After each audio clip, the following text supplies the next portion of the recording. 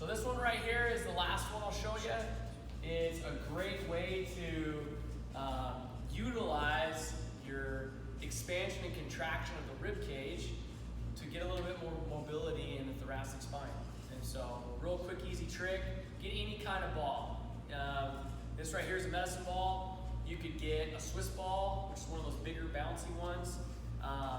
Really doesn't matter. You could get a pillow, you could get a bunch of blankets, anything that you can put some pressure against and really just bear hug. So that's the first thing. Nick he's just jumping on that, he's squeezing as hard as he can. And what he's kind of doing here is typically different from what we normally talk about. He's actually kind of taking the back side right here on the upper back and he's bowing it. And his thought or his cue, internal cue, is trying to push breath out the upper back. So as he's breathing in, he's thinking of expanding this part and pushing back up towards where the wall and the ceiling meet behind him. And so breathe in through the nose, out through the mouth. And there's a lot of different breathing techniques you can use, but for now just think of in through the nose, out through the mouth. But the goal is squeeze that tight, expand this posterior cavity right here on the rib cage. And what you should feel is that tight area in the thoracic spine, right where those ribs are connecting on to the mid-back. You should kind of feel like, oh wow, it does feel tight right there. And then the more you push, you'll kind of feel it loosen up as you cycle some breaths. I would cycle about 10 of them. And then I would just move into some other basic positions where you can stay down like that, and then we're just gonna rotate. Try to just rotate the upper body. Try to keep the hips as square as possible. Good.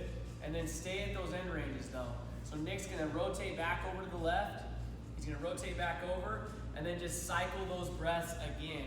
What you'll notice is you'll notice it'll start to bias one side.